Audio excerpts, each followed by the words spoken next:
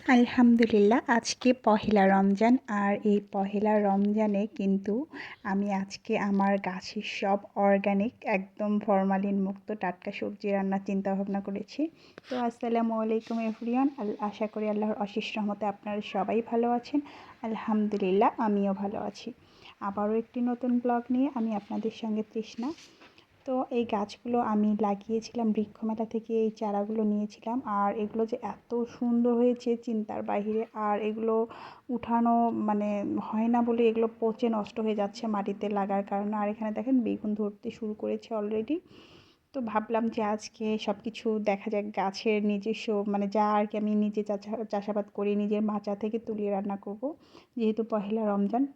আর রমজান মাসে কিন্তু আসলে এটা ওটা খেতে মন চায় না, মাছ মাংস না, আসলে শাক ভাজি ভর্তা এটা কিন্তু খেতে সবারই মন চায়। সেটা শুধু আমার না, এটা কিন্তু অনেকেরই। আপনি যেটাই রান্না করুন না কেন, দিন শেষে ওদের মানে একটু ভর্তা ছানা ভাজি ভুজি থাকলে বেশি বেটার হয়। সারাদিন ইফতারের পর আসলে ওগুলো খেতেও ইচ্ছে করে না।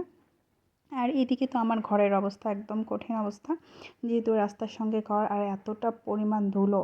আর আজকের আবহাওয়াটা এতটা খারাপ, বাতাসটা শুধু উল্টো দিক দিয়ে বইতেছে। আর এত পরিমাণ ধুলো আমার বাসায় জমে গেছে, আপনারা চিন্তাও করতে পারবেন না। যে কেউ আমার রুমে এসে বলবে কি এরা আসলে কি মানে কেমন করে থাকে, কোন জগতের মানুষ। আসলে করার কিচ্ছু নেই রে ভাই, আসলে একা হাতে কাজ করার যে কত প্যারা সেটা একটা মেয়ে বোঝে। তো যাই হোক, আমার যেহেতু হেল্পিং হ্যান্ড নেই, যেকেই করতে হয়। আর এখানেই তো রমজানের বাজারগুলো আমি মানে কালকে ঢালতে ভুলেই গেছি, আর ঢালারও ইচ্ছে ছিল না, আসলে ভালোই লাগতেছিল না। তো আজকে এগুলোই তো গুছিয়ে গেছি, সব কিছু রেডি করব। আর এখানেই তো শাক আমি যেহেতু নিয়ে আসলাম, এগুলোকে কেটে কুটে ভাপ দিয়ে রাখতেছি, কেননা যেহেতু একটু একটু করে কাজ এগিয়ে নিতে হবে, আমাকেই করতে হবে।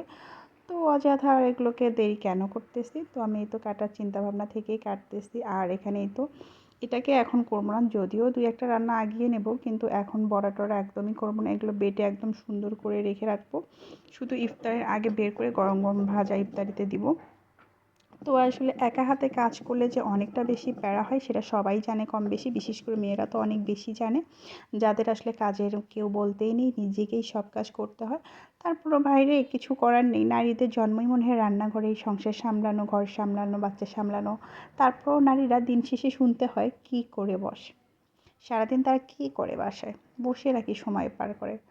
অদ্ভুত লাগে, মানে কথাগুলো শুনলে আমি তো মানে মাঝে মধ্যে অবাক লাগে। তো যাই হোক, আলহামদুলিল্লাহ, তারপরেও হাসিমুখে সবটা মেনে নারীরা যে সংসার করে, এজন্য আল্লাহ তাআলা তাদেরকে উত্তম ফলাফল দেবে, এখন না দিলেও পরে দেবে। তো সেই চিন্তাভাবনা থেকে আল্লাহর পুরস্কার পাওয়ার অপেক্ষা করেই কিন্তু সংসার জীবন শুরু করেছি। আলহামদুলিল্লাহ, বাচ্চার মা হয়েছি, দুটো বাচ্চা আমার। আল্লাহ তাআলা আমাকে দুইটা সন্তানের মা করেছেন। তো আসলে পৃথিবীতে মায়ের মতো মানে আপন কেউ নেই। একজন মা তার সন্তানকে যেভাবে আগলে রাখতে পারে, একজন মা তার সন্তান, শুধু মার কথা বললে ভুল হবে, একজন বাবাকেও বলতেছি, একজন বাবাও কিন্তু তার সন্তানকে প্রচুর পরিমাণ ভালোবাসে। আর একজন বাবা কিন্তু তার সন্তানকে মানে ওই যে বটবৃক্ষের ছায়ার মতো আগলে রাখে তার জীবনে। একজন বাবা আসলে মাঝে মধ্যে কিছু কিছু ক্যাপশন দেখি আমি মোবাইলে, একজন বাবা 50 বৎসর 60 বৎসর এসেও তার সন্তানকে বুঝ দেয়, সান্ত্বনা দেয়, মাথায় হাত রেখে, চিন্তা করিস না, সে তো বেঁচে আছে। আসলে যখন এই ক্যাপশনগুলো আসে বা এই ক্যাপশনগুলো চোখে পড়ে, অঝরে চোখ দিয়ে পানি পড়ে, আর মনে পড়ে যায় সেই বাবার কথা। যদিও আমার বাবা পৃথিবীতে নেই, কিন্তু আসলে বাবার মায়া স্নেহ মমতা একটু হলেও তো পেয়েছি, তা কী করে ভুলে থাকি বলেন। প্রতিটি বাবাই পৃথিবীতে তার সন্তানকে নিজের চেয়েও বেশি যত্নে রাখে, আগলে রাখে, এটাই নিয়ম। আসলে বাবা মারা বুঝি এমনই হয়। আমি একজন মা, এখন তো আমি ফেস করতে পারি, যদিও কখনো কখনো আমার মা আমাকে বলতো যে যদি কখনো মা হোস বুঝতে পারবি মা তার সন্তানকে কত ভালোবাসে, সন্তানের জন্য মায়ের কতটা চিন্তা হয়। হ্যাঁ, আসলে কথাটা একদমই সত্যি, কথাটা পুরোটাই সত্যি। তার বাস্তবতার উদাহরণস্বরূপ আমি আজ আমি বুঝতেছি একজন মা তার সন্তানের মুখের দিকে তাকিয়ে হাজারো কষ্টকে সে কিন্তু হাসি মুখে জয় করতে পারে, হাজারো কান্নাকে কিন্তু সে গোপনে লুকিয়ে হাসতে জানে। তো যাই হোক, ভাবতে ভাবতে চিন্তা করতে করতে অনেকটা সময় পেরিয়ে আসলাম বিবাহিত জীবনে। তো এই তো দুপুরের রান্নাবান্না মোটামুটি কিছুটা এগিয়ে নিচ্ছি, শুধু দুপুর না, অনেকটা কিন্তু বেলা গড়িয়েছে, 3টা সাড়ে 3টা বেজে গেছে অলরেডি।